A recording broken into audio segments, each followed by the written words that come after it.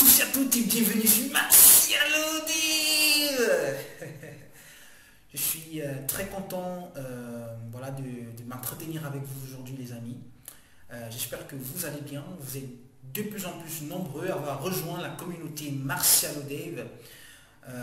Donc je suis très content. Merci pour le soutien. Ceux qui ne se sont pas encore abonnés, n'hésitez pas à le faire.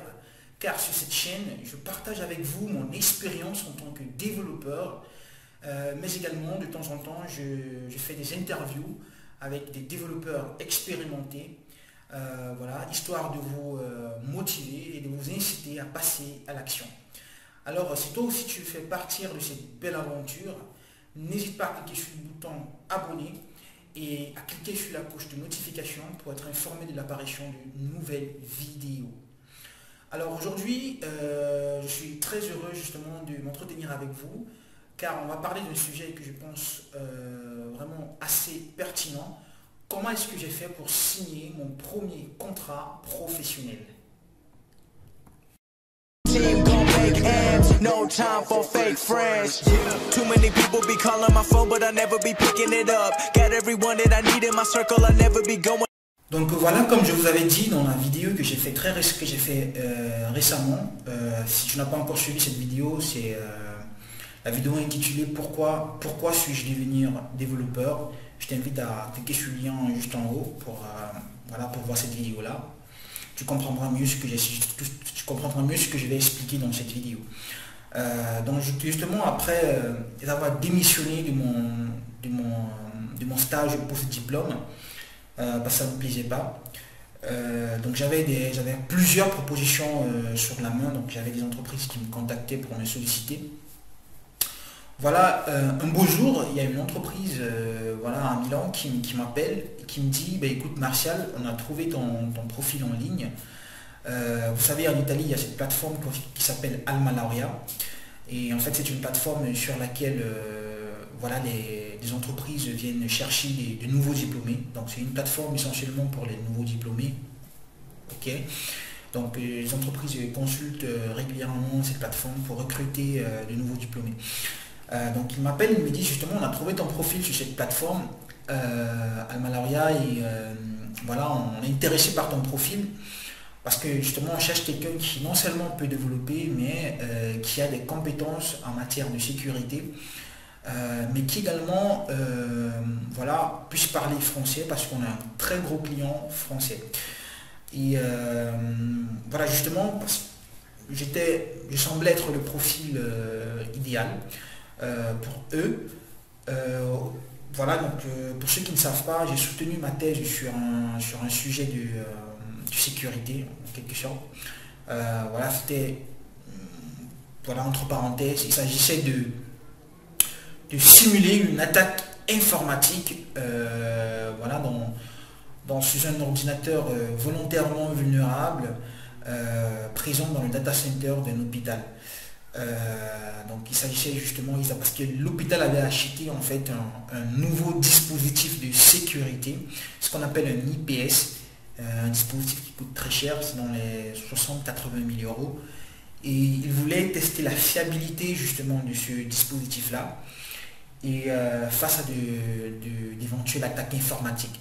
Donc voilà, moi, c'était essentiellement mon travail, c'était de simuler une attaque informatique donc sur un ordinateur volontairement vulnérable et voir comment cet IPS allait se comporter.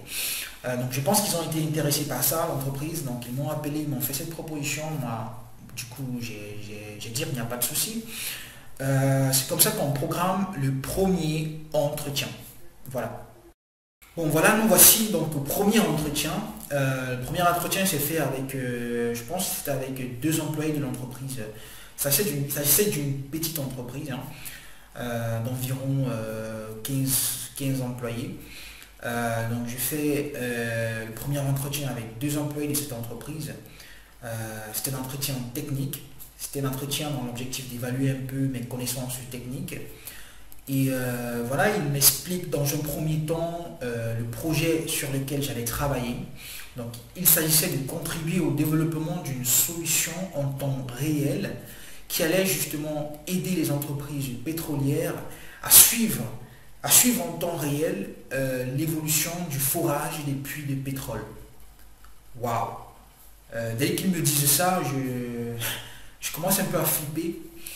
Et je me dis dans ma tête, moi qui n'ai pas assez d'expérience, donc je viens à peine de sortir de l'université, j'avais jamais contribué au développement d'une solution pareille. Tout ce que j'avais fait à l'université à l'époque, c'était des petits projets académiques. Comment est-ce que je vais faire pour m'en sortir? Mais justement, je ne le manifeste pas. Je le dis, écoutez, ça semble vraiment un projet très intéressant. Waouh! Et puis les gars me disent qu'en fait, ils utilisent comme stack technologique Python et Flask à l'heure actuelle. Et ils me demandent si j'ai déjà programmé en Python. Voilà encore une mauvaise nouvelle pour moi. À l'université, j'avais jamais codé en Python. J'avais essentiellement fait des langages de programmation classiques comme Java, comme C++, HTML, JavaScript, C, enfin le langage classique auquel on est tous habitués. J'avais jamais programmé en Python. Et waouh, moi je lui ai dit non, écoutez, moi je n'ai jamais programmé en Python. Toutefois, j'ai programmé dans d'autres langages de programmation orientés objets comme le Java et le C++. Et j'ai été formé pour pouvoir passer de langage de programmation à un autre sans trop de difficultés. Parce qu'au final, le raisonnement reste le même, la logique reste la même. Ce n'est que la syntaxe qui change. Voilà ce que je leur dis. Et je peux très rapidement, en quelques semaines, me familiariser avec le langage de programmation, Python, et tout de suite être productif. Voilà, j'ai senti tout de suite que les recruteurs qui étaient face à moi ont mordu à la maison et ils semblaient satisfaits par ma réponse. Et puis voilà, ils me posent d'autres questions comme est-ce que tu connais Git, est-ce que tu l'as déjà utilisé, voilà, est-ce que tu peux nous parler d'un projet sur lequel tu as travaillé à l'université. Voilà, je leur explique justement, et ils sentent véritablement que voilà, j'ai un peu confiance en moi-même. Je pense que cela a beaucoup joué. Et l'entretien se termine, et puis le lendemain, les gars m'envoient un mail pour me dire qu'ils ont été satisfaits de l'entrevue avec moi, et que je devrais passer un second entretien, mais cette fois-ci avec les fondateurs de l'entreprise. Wow, j'étais complètement surpris, émerveillé et content en même temps. Et voilà, moi je les accepte, il n'y a pas de souci. Moi je les accepte, je vais dire que écoutez, il n'y a pas de souci.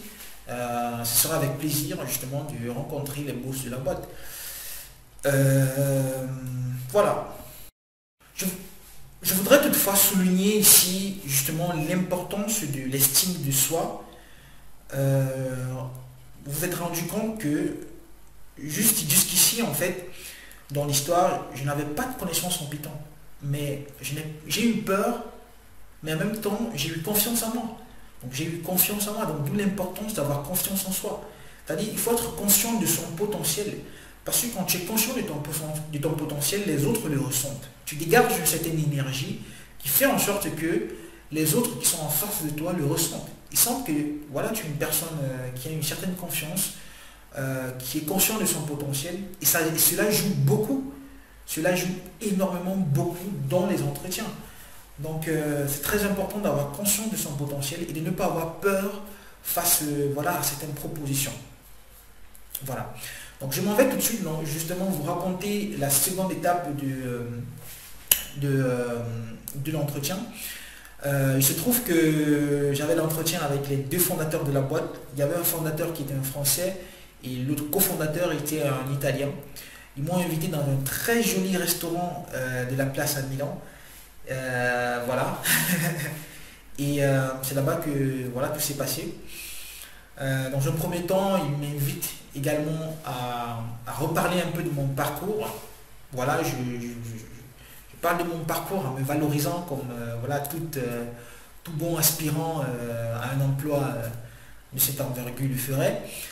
Et Bien entendu, il me pose une question clé qui m'interpelle énormément. Ils me disent, mais comment est-ce que tu pourrais nous aider justement à sécuriser les solutions qu'on va développer chez nous? Il faut savoir qu'on a une très petite entreprise et l'une des raisons pour lesquelles on t'a sollicité, c'est aussi parce que tu avais certaines connaissances en matière de sécurité. Comment est-ce que tu pourrais nous aider dans ce sens-là?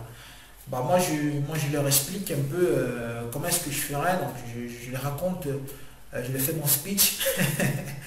Voilà, ils m'ont également à la leçon. Par la suite, ils me demandent si je sais parler anglais. Moi je leur dis, écoutez, je suis en Italie, ça fait un bout de temps, j'ai pas eu l'opportunité de m'exprimer en anglais parce qu'en Italie on parle italien. Toutefois, je peux m'exprimer en anglais.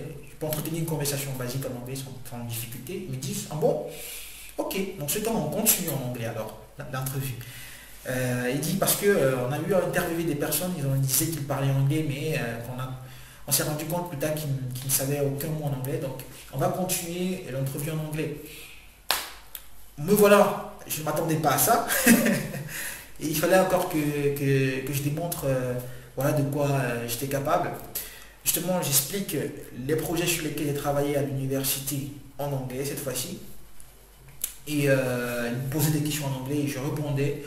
Et ils se sont rendus compte qu'effectivement je comprenais ce qu'ils disaient et je réussissais également à transmettre ma pensée également en anglais. Il ne faut pas forcément avoir un anglais parfait. Ce qu'ils recherchaient, ce n'était pas forcément un anglais parfait, c'était juste la capacité à comprendre ce qu'eux disaient et la capacité également à répondre à leurs questions. Donc parce que effectivement dans le cadre du travail, je devais interagir également avec des personnes étrangères, des clients qui pour la plupart communiquent en anglais. Voilà, donc les choses se sont plutôt bien passées. Et voilà, l'entretien est fini, donc on mange bien, on se sépare. Et toutefois, il y a une chose qu'ils me disent, ils me disent, s'il te plaît, est-ce que tu as d'autres entretiens en vue? Bah, je leur réponds bien évidemment oui, ce qui était vrai d'ailleurs. J'avais d'autres propositions sous la main et je leur ai dit, écoutez, je vais y penser. Je suis en train d'évaluer pour voir ce qui me conviendrait le mieux. Et là tout de suite, les gars me disent, écoute, s'il te plaît, ne signe pas quelque part sans nous avertir. Voilà. Donc d'où également l'importance et l'art de négocier. C'est très important les amis. Il n'y a pas que l'école dans la vie, comme on dit souvent. Il faut aussi avoir la capacité à négocier quand on est face à une proposition. Moi je l'ai dit, écoutez, je vais évaluer et je vous tiendrai au courant. Voilà, je me sépare d'eux. Je ne m'attendais pas à ça, mais le lendemain, très tôt, je reçois une proposition commerciale dans mon mail. Et pour un débutant, voilà, elle était vraiment acceptable. Pour un débutant en Italie, elle était acceptable. Les gars, justement, voulaient se précipiter pour m'avoir. Moi, je leur ai dit, écoutez, les gars, j'ai reçu votre proposition. Donnez-moi quelques temps pour y réfléchir. Ça, c'est encore également un point important. C'est un peu comme lorsqu'on drague une fille. Il ne faut pas la faire croire, par exemple, que elle est le ciel et la terre en même temps. Tu ne vas pas tout de suite voilà, la faire comprendre que si elle ne t'accepte pas, tu vas mourir. Non, attention. Donc je leur ai dit, écoutez, donc, je vous ferai savoir, donc je vais y penser. Et je tiens à vous dire que c'était vraiment la seule proposition concrète que j'avais. Donc les autres me faisaient des propositions, mais ne m'avaient pas encore fait une proposition commerciale. C'était la seule offre commerciale que j'avais sous la main à l'époque. Bah, du coup, je laisse passer un jour, 2 jours. Après, je pose des questions encore sur la proposition commerciale, histoire de mieux comprendre. Voilà, pour me décider. Cela transmet de façon indirecte à eux que voilà, ce monsieur qu'on recrute, il semble vraiment quelqu'un qui sait ce qu'il veut. Donc voilà, donc je pose mes questions, ils me répondent bien évidemment. Et quelques jours après, j'accepte la proposition. Et c'est comme ça que je débute Une semaine plus tard, arrivé dans la boîte, on me présente, on met sur un projet, un tout petit projet, juste question pour moi de me familiariser avec le langage Python, parce qu'il savait très bien à l'entretien que j'avais pas une grande expérience et que j'avais pas codé en Python. Donc c'est aussi important d'être honnête à un certain moment donné. Donc on me met là tout de suite sur un petit projet en Python et histoire de me familiariser avec.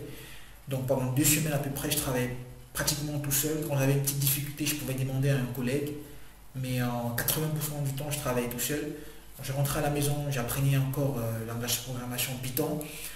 Et voilà quoi, donc au final j'ai fait pratiquement plus d'1 année et demie dans cette entreprise. Et les débuts étaient vraiment difficiles, il faut le reconnaître, parce que j'avais jamais participé à un projet de développement de cette envergure-là. Et donc j'ai eu beaucoup de difficultés au début, mais dans l'ensemble, je dirais que les choses se sont bien passées. Après 1 année et demie, j'ai démissionné pour des raisons personnelles.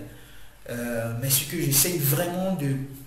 ce que j'essaye justement de vous transmettre à travers ce parcours, c'est comment est-ce que j'ai fait, les étapes par lesquelles je suis passé, c'est-à-dire comment est-ce que j'ai fait pour négocier ce contrat, comment est-ce que je me suis présenté face à eux, quelles étaient mes attitudes, quel était mon comportement. Donc c'est très important de développer l'estime de soi. C'est très important de savoir comment négocier aussi pour s'en sortir, parce qu'il y a des gens qui se plaignent parfois de leur salaire, mais c'est tout simplement parce qu'ils ne savent pas négocier.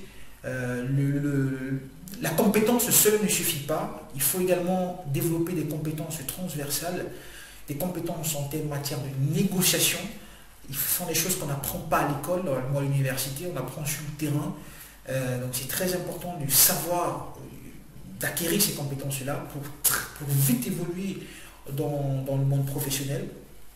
Vous allez souvent rencontrer des personnes qui sont tellement compétentes, mais qui ont un salaire vraiment ridicule. Et vous allez rencontrer à côté une personne qui n'est pas forcément aussi compétente, mais qui a un salaire incroyable. Quelle est la différence entre les deux?